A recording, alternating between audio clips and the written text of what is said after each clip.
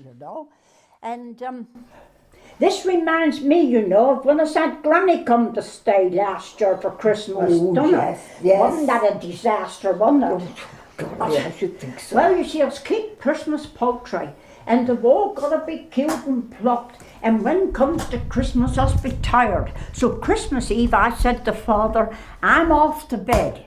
And halfway up the stairs, I thought, oh dear, I haven't put any icing on the cake. Can't have Granny sitting up to Christmas tea and no icing on the cake. So although I was tired, I come downstairs, got a basin, made some icing, got out the cake and put the icing on the top. And I said to Father, 'tis a pity really, 'cause I haven't got nothing to put on it.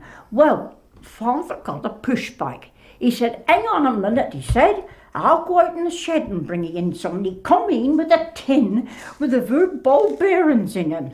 So I washed them off and put them around the cake. And then he had a very good idea, because he went behind the picture and broke off a bit of holly and I stuck it in the middle. And although I say so myself, my cake looked nice. He looked lovely. Went to bed and slept well, I did. Got up in the morning, put the turkey in the oven, done her work, had her dinner. Then I went in the front room and sat in front of the fire like you do. Had a little glass of what you fancy. Listened to a few carols on the wireless, because I had got the accumulator charged up. And the carols was coming all the way from London town. It was lovely. Then it was time for tea. Well, I sat up to tea. And Granny said I'd like a bit of the cake. Well, I don't eat with her teeth in. But Father cut her out a bit of cake and I wobbled it about and got it down all right.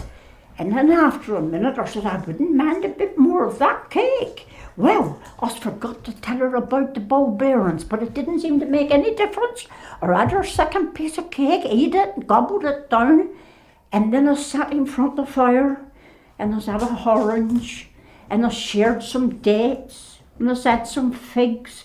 And that was when disaster struck, because Granny got up, went to poke the wire past wind and shot the cat. I didn't mind really, I had too many cats over anyway.